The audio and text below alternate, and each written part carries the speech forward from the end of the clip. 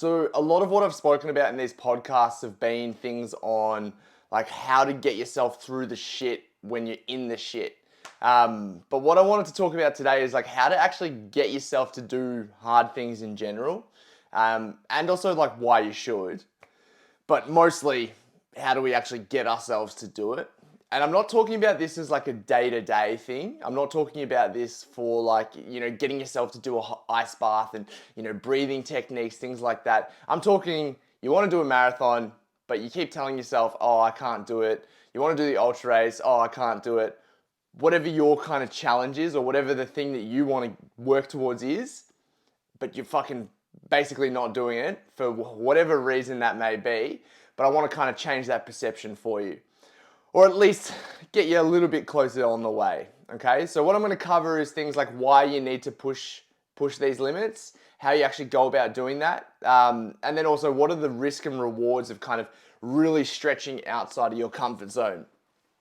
Now, before I jump into all of this, I want to talk about like the governor theory, which you might have heard Goggins talk about it. For anyone who doesn't know what the governor theory or what Goggins refers to it as, it's basically when you think that you're done, you're only 40% of the way there.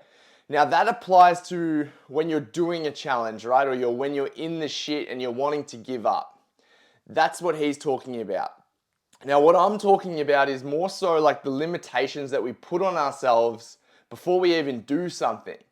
For example, like a marathon, everyone thinks that a marathon is really, really, really hard, which it is, and it's relative, of course, but it's a lot more possible than we give it credit for. Than we think it is, right? Like a marathon is a lot more achievable for a person that is reasonably healthy and reasonably fit than we think it is.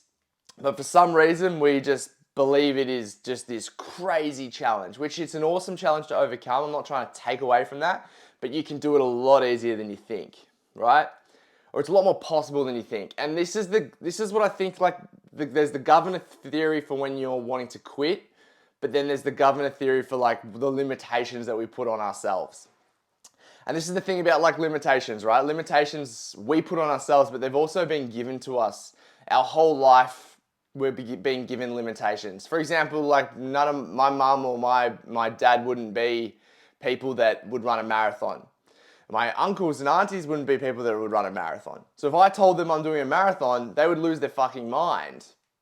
So it feels a lot bigger than what it is because of these people that I'm around. And it's the same thing for growing up. Like if I've grown up with all of these people my whole life and they're telling me something that the way something is or how hard something is, I believe it to be true. So realistically, we've got these perceived limits, right, that have been given to us and that we've created ourselves. And we have really two ways of breaking them. There's three ways of really breaking them. One is by doing like small little things day to day, which is fine and you can do it that way. Or two, you can do really fucking hard things that you didn't think possible, and that just pushes your limitations right through the roof, right? Like your perceived limitations gets absolutely crumbled, which I'm going to talk about in a second. And then there's another way of doing this as well in terms of breaking limitations, which is by actually revisiting them more from like a mental standpoint. So actually going through them, looking at what you think's possible, breaking it down, being more of an analytical approach. Now that's not really for me. Although analytical in some ways, for me, I like to just do shit and think later. So for me, like pushing hard things is the way that I've broke these limitations. Okay, so if I want to talk a bit about why we don't actually do these hard things in the first place, right? So you've got a challenge, or you've got something you want to do, but you're not doing it. And I'm sure if you're listening to this podcast, you want to do something hard at some point, right? Otherwise you wouldn't listen to this.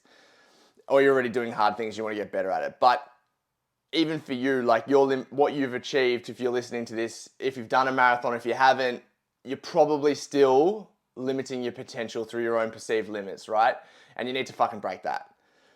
So why don't we do things massive in the first place? I think belief is one thing, fear of failure is another, fear of what others think, like, maybe we lack the confidence, but I think all of those things kind of wraps up into one, just becomes like this limiting belief, right? Like, yeah, it's confidence, what other people think, yeah, it's failure, but it's our own perceived idea of what this challenge is, and the perception of it that we need to shift. So I'm going to talk, I want you to run you through the first time this happened to me, right? So my first ever experience with doing something really hard was a marathon.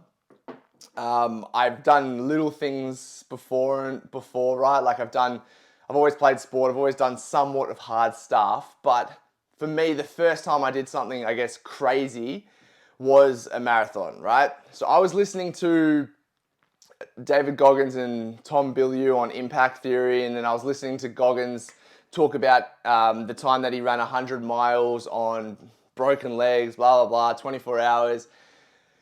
And it kind of just got me thinking, well, it got me really thinking actually, because it spurred on this bit of motivation for me at the time when I was like, 20 years old, never done anything really that hard. And I go, and if he can do 100 miles off no training, then there's no reason I can't do a marathon off no training. So 2 weeks later, I ran a marathon. And at the time, I was, what was I doing? I think I just finished a bodybuilding competition. Or fit bikini males, as you could call it, fitness modeling. But I finished that competition, I trained for a little bit, and then I just went and did this marathon. And I ran it in I think the first ever marathon I did it in a pretty quick, like it was like 4.5 hours, which is pretty good for someone who doesn't train in running at all. And it was, don't get me wrong, it was very, very hard still, but I finished it, and I just had this moment where I was like, I've been holding myself to this standard for so long, or thinking that this is so hard for so long, and I've just done it. And yes, it was still really hard, but it was achievable. And that shattered me in a really positive way, because those limiting beliefs that were given to me and that I've created for myself, I just threw them in the fucking garbage. And since then, I feel like that has actually been my narrative. And this what these podcasts are really about, is because it's about pushing that pendulum, which tattooed on the back of my arm here, fun fact, a pendulum, which I'll talk about in a second, but it's about pushing those perceived limits that you can find your new version of hard. Because when you've done a marathon, right, a 5K run, like although it can be challenging, it's a different type of hard now. So the more you push this, the more you find that new hard, the easier the things will be that you choose to chase. And then life just becomes a little bit easier. So that's what happened for me, right? And then I just kept going through things and just finding these new versions.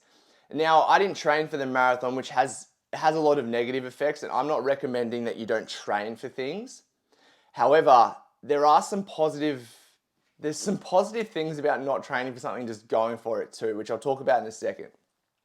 But there was another thing that happened to me as well, right? So these are the two biggest things I've ever done in my life off no training. The first one was the marathon, which was no training at all. And then the second one was an Ironman distance full triathlon. So I was interviewing for that SAS TV show. And when I spoke to the lady in the show, she was asking me the hard things I've done. And I feel like at the time, I just didn't have enough of a track record. So I had a follow-up interview with her 7 days later. So I've just gone, fuck it. I'm just going to do a full distance Ironman triathlon. Obviously not Ironman, because I didn't do it in their, regulations or whatever, but I did in their, whatever they call it, like their brand, but I did the same distances. So anyway, I woke up on a Saturday, I went to the pool, I swam the 3.9K in the pool, I then got on the bike, left my car at the pool, jumped straight on the bike, rode around the streets of Melbourne for 180 Ks, and then when I finished that, popped the bike inside, finished at my house, and then I just ran the 42K. Now it took me a long time, 15 hours or 14 hours and something, which if I was to have trained for something like that, it would be hours shorter, right? But this is what it comes down to. Like, what was I doing it for? I wasn't doing it for like the glory of finishing it fast. I was doing it find hard or to change my perceived limits. I was doing it for SAS at the time, but what changed in me wasn't like, if I didn't do that, if I pushed that back and I waited, I would have never pushed that hard. And because of that, now being able to finish a 15-hour event, a 24-hour event sounds a lot easier, right? Like, the more you push it, the easier things feel. Now that's why I recommend doing things without training sometimes. Is it's kind of like if you've been lifting the same 45 kilos on a dumbbell press or the same overhead press for, sometimes it's nice to just try and lift a really, really heavy weight above what you're doing, because you might be actually limiting yourself in the gym in that way too. So the same thing with like endurance events. You need to be careful around it, because obviously you can cause injury. And if you don't train for something, you're likely going to have some problems for a while.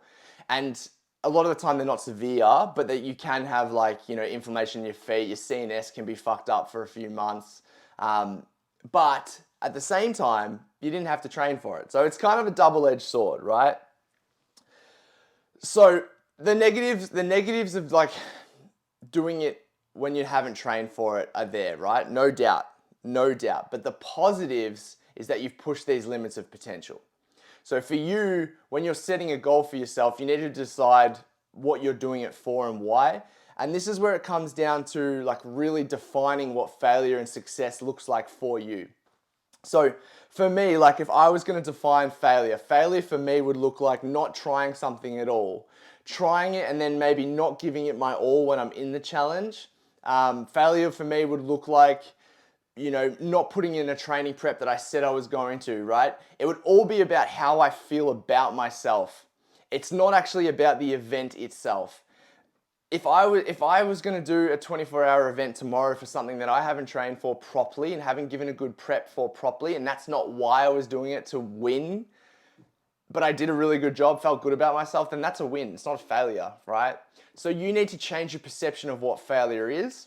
What a lot of the time we confuse things with is what we're doing them for in the first place, right? Like if you're doing a marathon to get a sub 3-hour time and you don't hit that, like, yeah, it can be a little bit more disappointing. But if your goal is to just run a marathon, for example, or just do 100K, can you do 1 kilometer? Yes. Can you do probably 1 kilometer 42 times? Probably, if you walked a lot of it, if you're not trained for it. So the answer's there, like you already can do it. You've just created this limiting belief in your head, which really fucks with your psyche and fucks with your ability to go for these things. So I've got some more tangible reasons or tangible things you can do here to actually go for this stuff. So the first one is establish what you're doing it for. So this is some of the cheat sheet that I use when I want to get myself to do something and I don't really feel comfortable doing it, right? So the first one is establish what you're doing it for. So write out as many reasons that you can think of. Like, I'm doing it to push the limits on my potential. I'm doing it so I can do something hard because I said I would. I'm doing it because I set a goal for myself and I'm not going to be the type of person who doesn't stick to the goal. Whatever your reasons, write out as many as you can possibly think of. A good thing to do as well, so number 2 is defining your definition of success and failure. This has been a really important exercise for myself and for anyone that I've helped along this kind of journey, because of how deeply ingrained failure is into our psyche. We need to kind of revisit it to make sure we understand what failure actually is. And I can assume most of us would have the similar idea of what failure is, but we just haven't really like fleshed it out.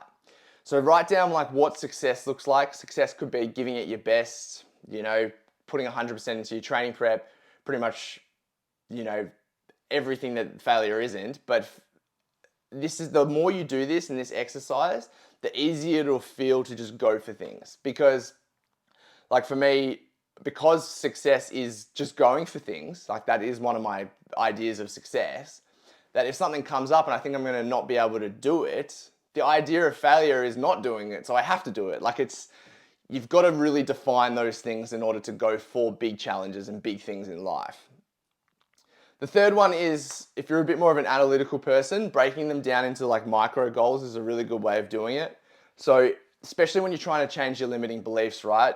If you think about a 100K race, Now, a 100K race realistically is about, I think it's about 15, 16 hours roughly, right? I haven't run 100K, so to be continued that one. But can you run for 30 minutes and walk for 30 minutes? Yes, I could. How many hours do you think you could do that for? I reckon realistically I could do that for 24 hours. Cool, you can probably run 100Ks. It's the same thing, right? Could you run a K and then have a 5-minute break?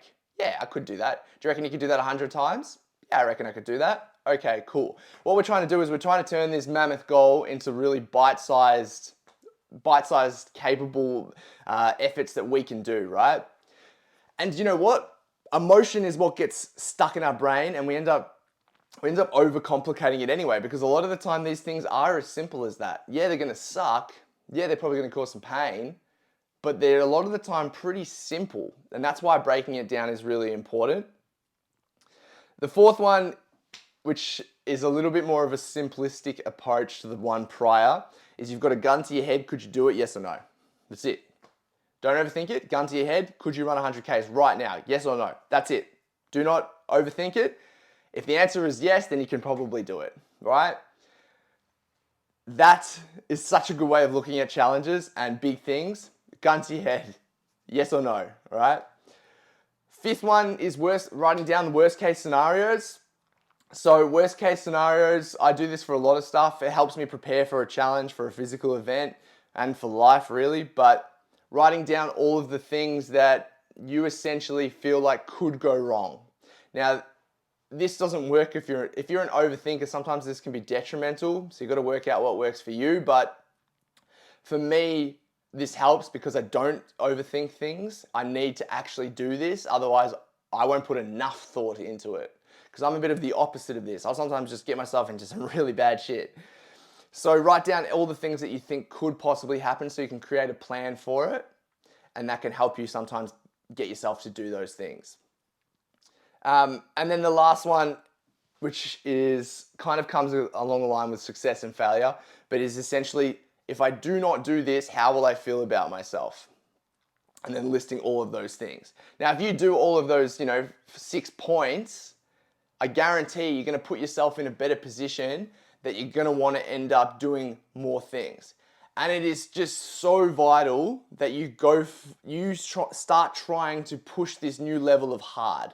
Because when you find that new level of hard, all the things prior feel easier, and you can start actually showing up in the world of how you're supposed to and what you're really capable of. Cool.